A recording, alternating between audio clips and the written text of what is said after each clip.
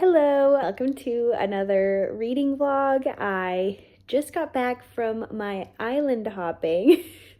Not even, because one of the places where I grew up isn't actually an island, but it's unreachable via land, so you have to take a ferry there. I hope you enjoyed that little montage. I hope I managed to edit it in a way that was pleasurable to watch. But yeah, I am exhausted, so I will not go into detail about the books that I read while I was away, but I had a beautiful time. I went back to where I grew up, which I hadn't been back in many, many years, and it was such a trippy, foreign but also very familiar experience because so much of it has remained exactly the same, while some of it has inevitably changed after years of not being there, and a lot of young people have now moved to the coast, so it has a bit more of like a young gentrified flavor, if you will, that wasn't present before. So yeah, it was just really, really nice. We went to see a family friend. They have incredible taste in books, so it was wonderful to peruse their shelves. And we've really bonded over our mutual love for reading. And we have very, very similar tastes, which is just makes it all the more special and not something that happens all the time. So yeah, that was really nice. And then I got to go to a bookstore that I'd been wanting to check out in the flesh for a long time. And I had been following them on Instagram for some months. So it was really, really surreal and fun to go into the physical store and support them. So that was really lovely. I got pawned at that bookstore and I ended up reading it during my time away. And it was the perfect pairing for the activity, the place that I found myself in, the mental headspace that I found myself in. So it was just perfect. I love it when that happens. Just like perfect book, perfect time. Just as sometimes you pick something up and it's just not the right time, but it's not the book's fault, it's your fault. Anyways, so everything was just aligning so perfectly. Also, what is my frizzy hairs, or not frizzy hairs, but my baby hairs were looking so crazy. Anyway, so that was that. I got Pawned by Claire Louise Bennett. Absolutely loved it. We'll talk about it in more depth, like I said, because right now I'm just brain dead and I just wanted to do a little intro. And then I got home. I was here for about 2 days, maybe just one night. And then the next day I went to Victoria, which I had also not been in many years. And my childhood friend lives over there and we had a blast. Oh my God. And her partner did this like beautiful little, or not little actually, it was very expansive tour of Victoria, and we just went to just some beautiful parks. We walked around a lot, we chatted, we caught up, ate yummy food, we went bookstoring. We actually went to my very first book fair. I think that's what they're called. It was massive, and basically people could just drop off their books there, and I think hardcovers were like $5 and softcover were like $3, and I didn't get any footage of that, but it was really cool. It was quite an experience. It was really overwhelming though, and Delphine and I both walked in there and we're like, this smells like COVID. So we weren't there for very long, but it was still just something cool to witness, because I've seen on the tubes, because I know Renee and CJ have gone to those kinds of like book sales before, and I had never been somewhere where that was happening, so that was kind of cool. So thank you, Aiden, my bestie's partner, who found that for us, and it was super fun to go and check out. So anyway, yeah, and then I finished Pond and I started in the distance on the ferry ride back to Vancouver. That's where we are now, hence the robe. And I plan to do some more reading this afternoon and then just call it an early night because I'm exhausted. I also got a little bit of sun. You can't tell, but I think I got a little bit burnt. So yeah, I'm just feeling a bit tired and just gonna recuperate from the really fun weekend and a week of just island hopping and being really close to the ocean, which is so damn nice. I forgot the healing and wonderful powers and energies that radiate from the ocean, and it's so lovely to have it be like an active not member, but an active player in my routine, I suppose. Yeah, that's what we'll go with. It's just so nice to have it so close by. And yes, I'm happy to be back with Boo Boo as he sleeps next to me. Hey friends! Okay, we are back. I don't even remember where we left off.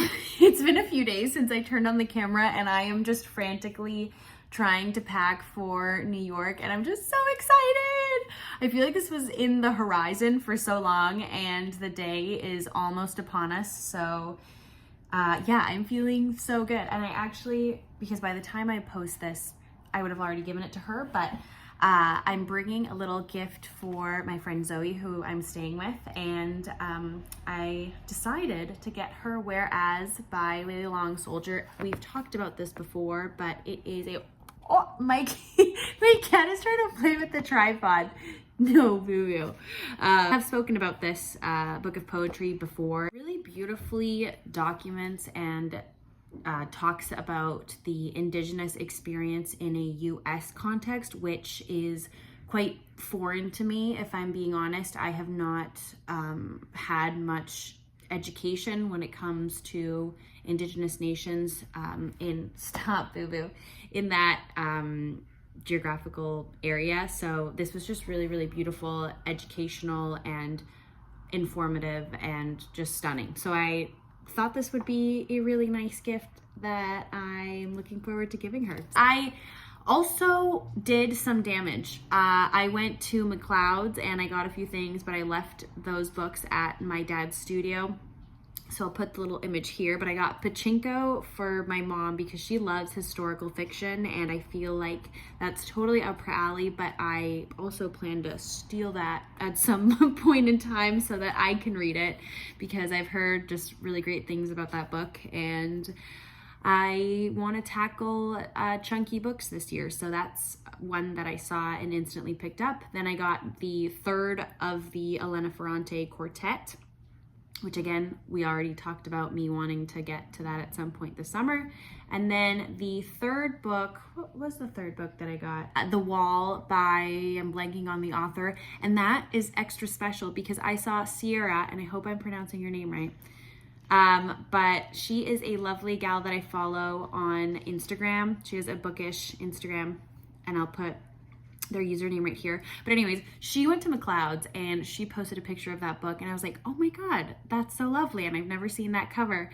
And I went in there not thinking I would find it, because she posted this several weeks ago, maybe even like a month ago, and it was there, and it felt so personal that she had touched the very copy that I ended up buying. So it was just a really sweet and tender moment, and I was like, oh, I know somebody that has been in this store, and I'm picking up what they picked up. So yeah, anyway, just nerdy things.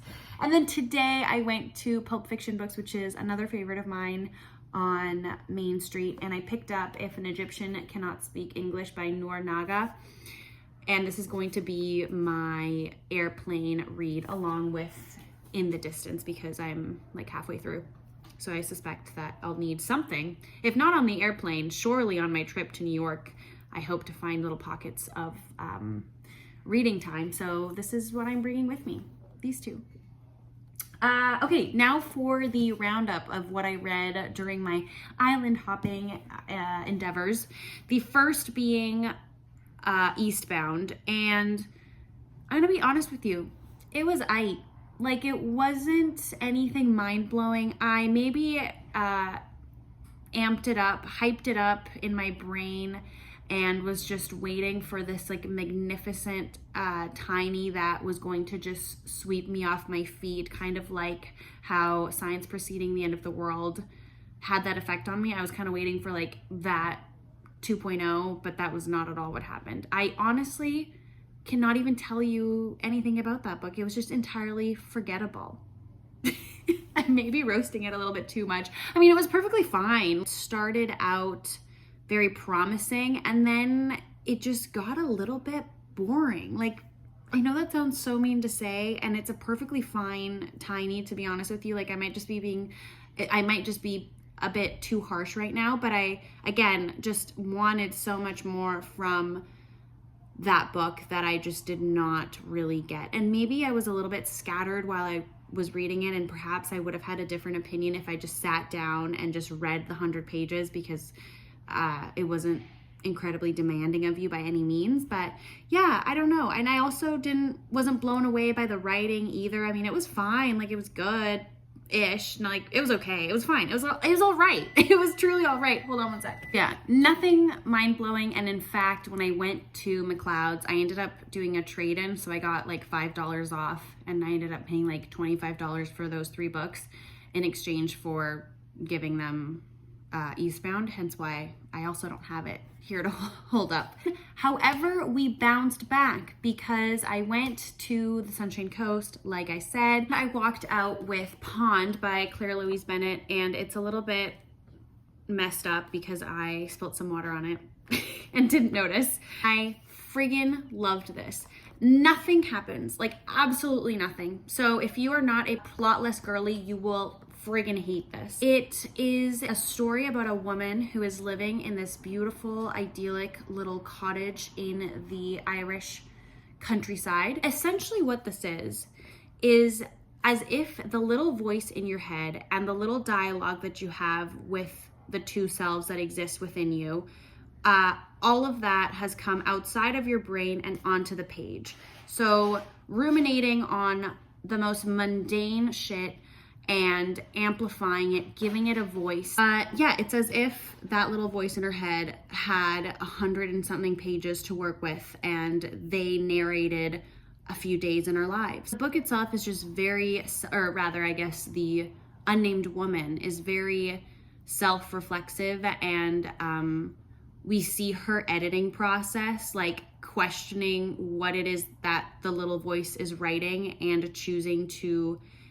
amplify and give a voice to. So she's like, well, why would you as the reader like care about these things, and why is it relevant, and why is it that I am just hyper fixating on what I like to pair my morning coffee with, and what my bathroom looks like when it is steamy from the shower, and what the paint colors in my house are for, and this letter that I found from a past lover that I found in my clutch bag, and what that means.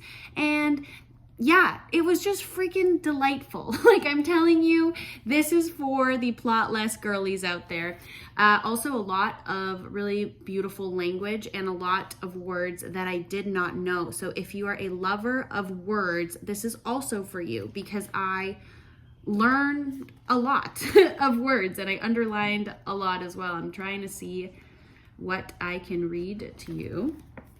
Her ability to formulate a rousing opinion in response to something that had just happened or had just been said never ceased to impress and baffle me. And I sent this to a friend because that's exactly how I feel about her. Like, exactly. Zoe. Actually, the gal that I'm giving this to, that quote pertains to her. Anyways, yeah, this was a delightful read.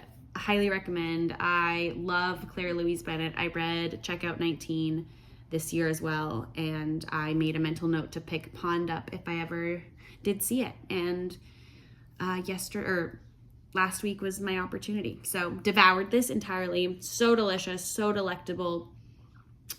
Have not stopped thinking about it since I read it. So yeah, those are all of my bookish updates. I hope to see you again soon. I'm enjoying this fast-paced turnaround and being able to engage with you a bit more and see where the summer and our reading takes us. So if you've read any of these guys, please let me know. And if you disagree with me about Eastbound or even Pond, we can fight downstairs. Just kidding. There's no fighting in this channel. It's all love. See you all soon. Bye.